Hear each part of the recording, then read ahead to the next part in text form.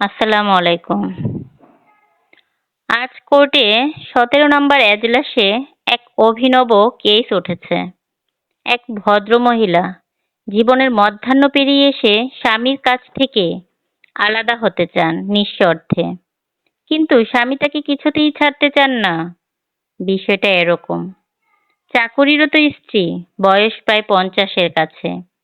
হঠাৎ করেই ইচ্ছে প্রকাশ করলেন যে তার আর সংসার করতে ইচ্ছে করছে না। তাই সে সবকিছু থেকে নিজেকে মুক্ত করতে চান। নিঃশর্তে ডিভোর্স চাইছেন স্বামীর কাছ থেকে। স্বামী চায় স্ত্রীর সাথে জীবনের শেষ পর্যন্ত কাটাতে। একমাত্র মেয়ে তার জীবন নিয়ে প্রতিষ্ঠিত।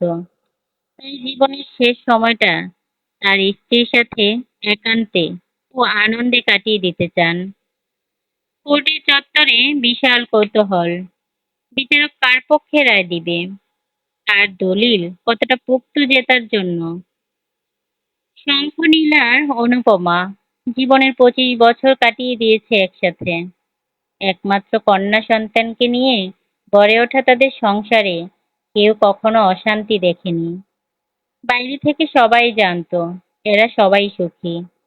এমনকি শঙ্খনীল এবং অনুপমার বন্ধু মহলেও এরা স্বামী হিসেবে এবং স্ত্রী হিসেবে সেরা দম্পতির উদাহরণও ছিল। সেই দম্পতির এমন কাহিনী মেনে নেওয়া যায় না। ২৫ বছরের দাম্পত্য জীবনে যখন মানুষ রজত জয়ন্তী পালন করে বা রজত জয়ন্তী বিবাহ বার্ষিকী পালন করে, সেই সময় অনুপমার এমন আইনি আপিল। বিচারক জিজ্ঞেস করেন অনুপমাকে, আপনার স্বামী কি পরকীয়া করেন? অনুপমার উত্তর, না। বর্তমানে আমার স্বামীর জীবনে আমি ছাড়া আর কেউ নেই। এখন আমিই তার একমাত্র কাঙ্ক্ষিত নারী। বিচারক আবারও জিজ্ঞেস করলো, তাহলে কি উনি অত্যাচারী? ডোমেস্টিক ভায়োলেন্স হয় আপনার সাথে? অনুপমা হেসে উত্তর দিলেন, মোটা টাকা মাইনে পাওয়া বউয়ের সাথে ডোমেস্টিক ভায়োলেন্স করতে পারে কোনো স্বামী? আমার মনে হয় না সেই ক্ষমতা কোনো স্বামীর থাকতে পারে বলে। তাহলে কেন ডিভোর্স দিতে চান আপনি আপনার স্বামীকে? আপনার সাথে কোনো খারাপ কিছু হলে তা আপনি তো সেটাই বলতে পারতেন। আপনার সাথে যেহেতু কোনো খারাপ কিছু হচ্ছে না, তাহলে কেন একটা সম্পর্ক থেকে বের হতে চান আপনি? বিচারকের এমন প্রশ্নে অনুপমা উত্তর দিতে শুরু করলো, আজকের ভালোটুকু দেখেই আপনি বিচার করবেন ধর্মাবতার? আমার বিগত ২৫ বছরের প্রত্যেকটা দিনের কষ্ট, গ্লানি, চোখের জল, অমানসিক ও শারীরিক পরিশ্রম, তার কি কোনো মূল্য নেই? কলেজ জীবনে বন্ধুত্ব দিয়েই প্রেম আসে আমার জীবনে। দীর্ঘ ৭ বছরের প্রেমের পরে বিয়ে হয় আমাদের। বিয়ের পরেই দেখলাম আমার স্বামীর মধ্য থেকে সেই প্রেমিক পুরুষ হারিয়ে গেছে। সে তখন তার মায়ের সাথে আপোস করতে বলেছে আমাকে। রান্না শিখে নিতে বলে। তার রোজকার জীবনের বহু কাজ আমার উপর চাপিয়ে দিয়ে নিশ্চিন্তে স্বামী হওয়ার মজা নিতে শুরু করে। স্বামীর মায়ের কাছে আমি তখন তুচ্ছ এক প্রতিদ্বন্দ্বী মাত্র, যাকে রোজই অতি তুচ্ছ কারণে অপমান, হেনস্থা আর আমার শাশুড়ি মা মজা লুটেছে আমাকে নিয়ে। কিন্তু আমি তখনও চাকুরিরতই ছিলাম। ছিলাম অর্থনৈতিকভাবে পুরোপুরি স্বাবলম্বী। তবুও স্বামীকে কাছে পাওয়ার লোভে শাশুড়ি মার দেওয়া সমস্ত গ্লানি হাসিমুখে মেনে নিয়েছি। লোভ ছিল একটাই, আমার স্বামীর মধ্যে যে প্রেমিক পুরুষটা আছে সে প্রেম দিয়ে আমায় ভরিয়ে রাখবে। যতই অর্থনৈতিক স্বাবলম্বী হই না কেন, বাজারে তো আর প্রেম বিকয় না যা অর্থ দিয়ে কিনে নেব। তাই নিজেই উজাড় করে ভালোবাসা দিয়ে তার সংসারে নিজেকে মানিয়ে নিতে এবং তার মায়ের সামনে নিজেকে চরম ব্যর্থ প্রমাণ করে তার ভালোবাসা পেতে চেয়েছিলাম। কিন্তু পাইনি আমি। সেই প্রেম কখনোই পাইনি। সে প্রেমিক কবরে চাপা পড়ে গিয়ে একজন স্বামীকে ফিরিয়ে দিয়েছে আমার কাছে, যে খুব ভালো সন্তান, যে খুব ভালো ভাই, আবার সে খুব ভালো বাবা, ভালো বস, এমনকি ভালো বন্ধুও প্রমাণিত হলো। কিন্তু হতে পারল না আমার প্রেমিক। ভালো প্রেমিক আমি চাইনি, অর্থবান প্রেমিক আমি চাইনি। শুধু সামান্য একজন প্রেমিককে আমি চেয়েছিলাম, যার বিশাল হৃদয়টা আমার জন্য তোলা থাকবে। কিন্তু কিচ্ছু হয়নি। আমি সেই মানুষটা বাঁধনে পড়ে তার সন্তানের মা হলাম। সংসার, সন্তান, চাকুরি সবকিছু সামলাতে গিয়ে যখন আমি নাজেহাল, তখন প্রতিদিন প্রতিক্ষণে আমার শাশুড়ি মায়ের গঞ্জনায় আমি অতিষ্ঠ। তখন আমার প্রেমিককে আমার পাশে চেয়েছিলাম, যে আমার পিঠের ব্যথায় হাত বুলিয়ে দিবে এবং অফিস শেষে এসে তার ক্লান্ত শরীরটা নিয়ে আমার ক্লান্ত শরীরের পাশে দাঁড়িয়ে বলবে, চলো আজ দুজনে একসাথে কাজগুলো সেরে ফেলি। আমি মানা করলেও সে শুনবে না। বলবে, ক্লান্ত তো দুজনেই, অফিস তো দুজনেই করেছি। তাহলে ঘরের কাজ সবটুকু একা কেন সামলাবে তুমি?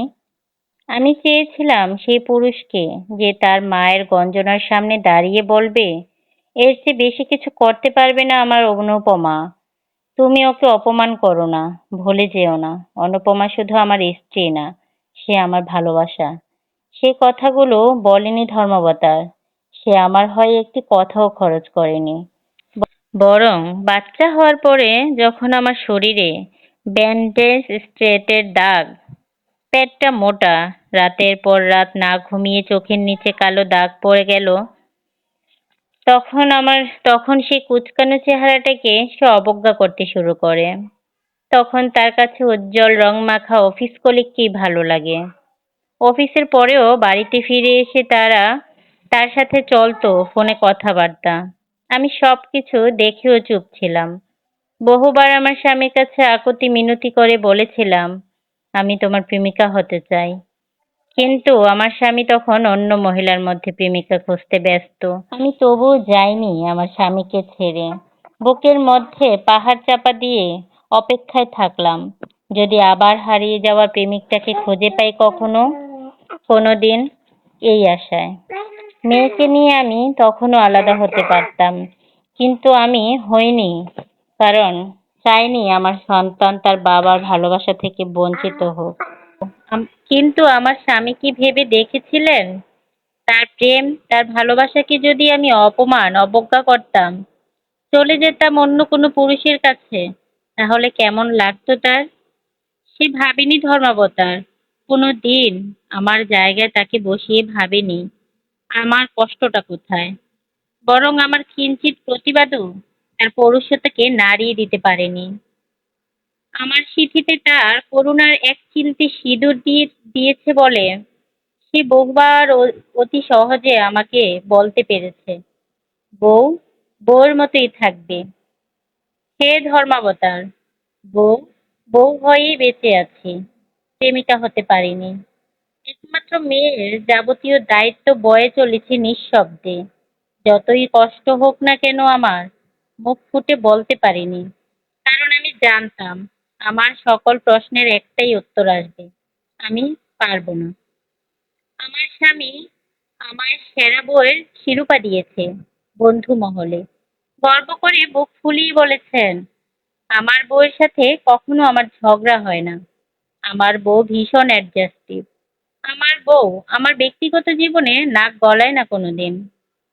কি করে নাক গলাবো বলুন তো? কি করে অ্যাডজাস্টিভ হব না বলুন তো? ব্যক্তিগত জীবনটা তো তার একার ছিল। সে বিবাহিত হয়েও বিনা নোটিশে বেরিয়ে পড়তো ভ্রমণে। রাতের পর রাত কাটিয়ে দিত নির্দ্বিধায়। কখনো জানতে চায়নি অনুপমার কিছু প্রয়োজন হবে কিনা। তার ব্যক্তিগত জীবনটা যেমন একান্ত তার, আমার ব্যক্তিগত জীবনটাও কি আমার একান্ত ব্যক্তিগত নয়? আমি 25 বছর ধরে স্ত্রীর ভূমিকা পালন করে আসছি। 23 বছর ধরে মায়ের ভূমিকা পালন করে আসছি। যে সন্তানকে নিজে যেচে পৃথিবীতে এনেছিলাম, তার প্রতি সমস্ত দায়িত্ব পালন করে তাকে প্রতিষ্ঠিতও করেছি। তাকে স্বাবলম্বী করে তুলেছি। নিজের জীবনকে শূন্য করে সবার জীবন পূর্ণ করে দিয়েছি। বিনিময়ে আমি কি পেয়েছি? কিচ্ছু না। বরং প্রতিক্ষণে আমার ভিতরের প্রেমিকাকে একটু একটু করে মরতে দেখেছি। অবসরের নিঃশব্দে কাঁদতে দেখেছি আমি। সেই মানুষটাকে আমি বাঁচাতে পারিনি ধর্মাবতার, কিন্তু আমার মধ্যে যে মানুষটা বেঁচে আছে এখনো, তাকে আমি পরিপূর্ণভাবেই বাঁচতে দিতে চাই। সেই মানুষটার জীবনে যত শূন্য আছে তাকে তৃপ্তি দিয়ে পূর্ণ করতে চাই। তাই জীবনের শেষ মুহূর্তে এসে বন্ধনমুক্ত হতে চাই। আমি সংসারের সব মেয়েলি সম্পর্ক হতে মুক্ত হতে চাই আমি। আজ আমার স্বামী আমাকে ছাড়তে চায় না, কারণ দীর্ঘ 25 বছর ধরে আমার সেবা পেয়ে আমার সেবা পাওয়া অভ্যাসে পরিণত হয়ে গিয়েছে তার। আমি আজ তার অভ্যাস মাত্র, একটা অবলম্বনও বলতে পারেন, যাকে অন্ধের যষ্টি বলা হয়। কিন্তু অন্ধ হলেই যষ্টির প্রয়োজন হয় বা লাঠির প্রয়োজন হয়? একজন পঙ্গুর জীবনে লাঠিটা তার প্রয়োজন হতে পারে, কিন্তু তার ভালোবাসা হতে পারে না কখনো। আমার স্বামীর কাছে আমি তাই। আমি তার একাকিত্ব জীবনে প্রয়োজন মাত্র, তার ভালোবাসা নই। আমি এখন ইচ্ছে মতো ভোরের সূর্য দেখতে চাই, ইচ্ছে মতো বরন্ত দুপুর পর্যন্ত বিছানায় আলিঙ্গন করে জড়িয়ে থাকতে চাই, ইচ্ছে মতো পাহাড় হতে চাই, ইচ্ছে মতো নদী। আমি সারা রাত জেগে ডায়েরির বুকে মুখ লুকাতে চাই, লিখে রাখতে চাই আমার মনের অভিব্যক্তি। পরের দিন সকালবেলায় উঠে কাউকে চা জলখাবার বানানোর তাড়ায় যেন আমার ঘুমটা নষ্ট না হয়। আমি সেই চেষ্টাই করতে চাই। আমি স্বাধীন হতে চাই। খুব বেশি কিছু কি দাবি করেছি ধর্মাবতার? একটা মেয়ে হয়ে জন্ম নিয়েছি বলে আমি তো শুধু দান করেই যাব, কিছুই পাবো না?